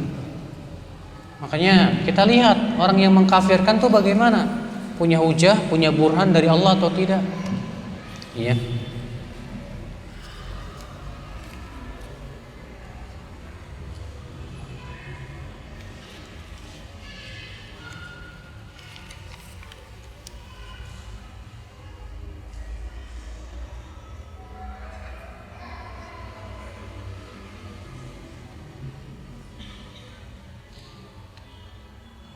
Sampai batas mana orang tua itu menanggung dosa anaknya? Pertama, pada asalnya seseorang tidak akan menanggung dosa orang lain. Allah berfirman, "Alla taziru waziratu wizra ukhra." Seseorang tidak akan menanggung dosa orang lain. Tidak mungkin antum menanggung dosa orang lain. Kecuali apabila dosa itu antum yang mengajarkannya. Misal antum ngajarin anak, "Nak, begini cara mencuri yang bagus, nak." Akhirnya antum ajarin anak cara mencuri, mencoleng yang bagus. Akhirnya si anak mencuri, antum dapat dosa. Setelah besar anak itu jadi pencuri, antum terus dapat dosa. Kenapa? Karena antum yang ngajarin. Antum mengajarkan ilmu yang sesat kepada orang. Lalu orang itu mengamalkan kesesatan antum dapat dosanya. Karena Rasul sabda, "Man sanna fil islami sunnatan sayyi'ah." Siapa yang memulai dalam Islam tata cara yang buruk, fa alaihi wizruha, ia akan mendapatkan dosanya dan dosa orang yang mengikutinya tanpa dikurangi dari dosa mereka sedikit pun juga. Hati-hati, Pak. Iya. Bagaimana kalau saya sudah mengajarkan kesesatan, lalu saya taubat? Caranya gimana? Taubatnya bukan hanya sebatas taubat, antum harus menjelaskan kepada orang-orang yang antum telah sesatkan itu bahwa itu sesat. Iya. Antum jelaskan, "Maaf akhi, yang kemarin saya sampaikan ternyata salah, sesat. Ini buktinya, ini hujahnya." Kalau antum sudah jelaskan dia tetap mau sesat, ya itu serah dia. Antum tidak akan menanggung lagi. Iya.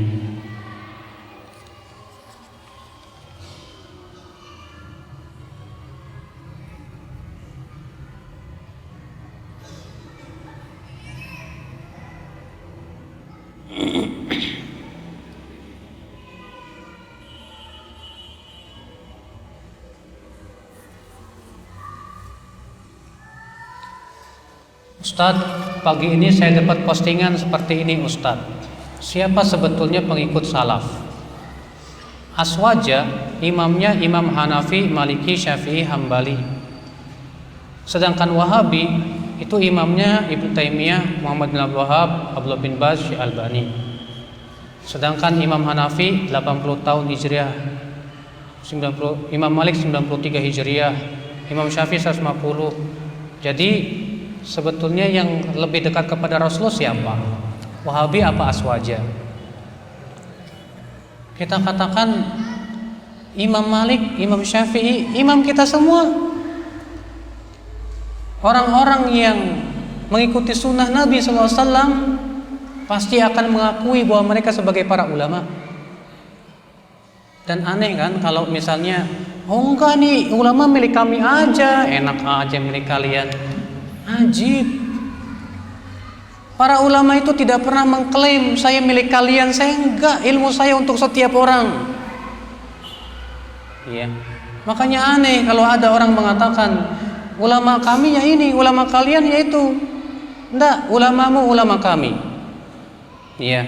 Imam Abu Hanifah ulama kami, Imam Syafi'i ulama kami, Imam Ahmad ulama kami.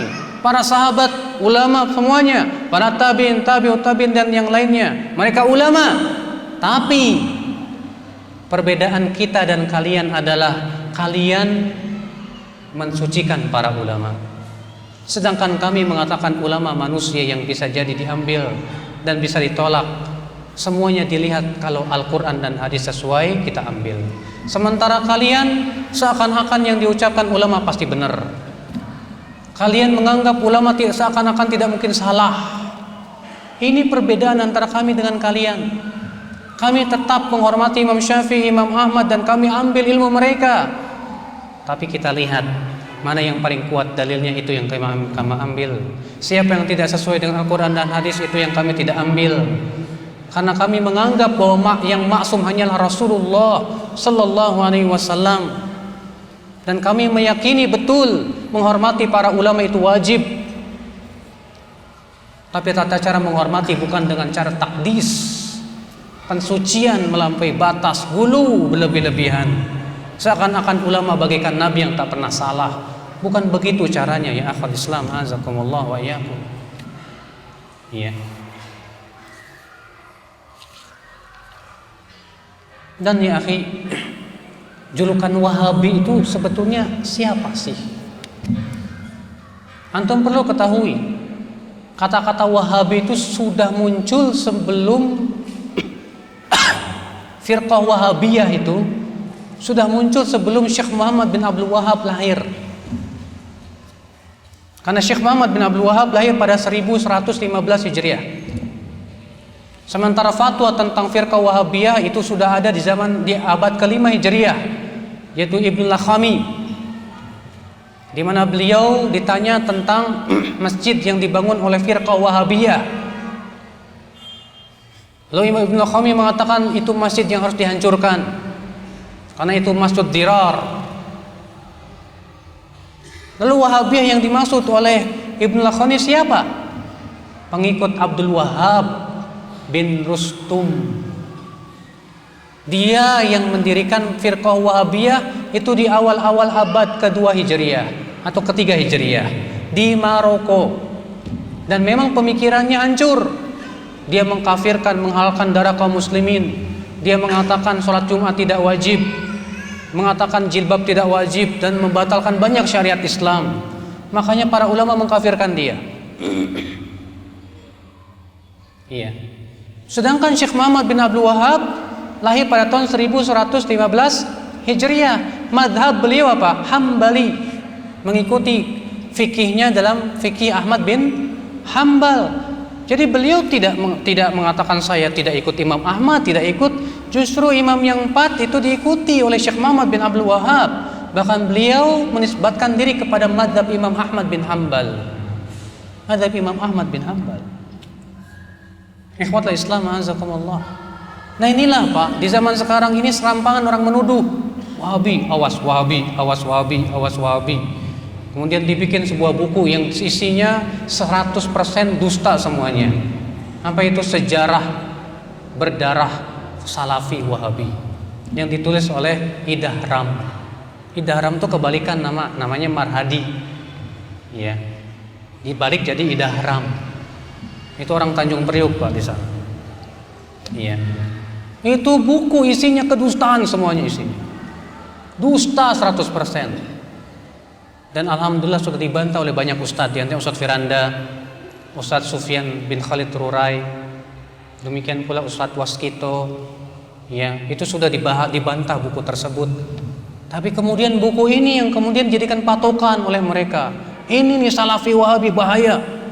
Padahal isinya memprovokasi Pak.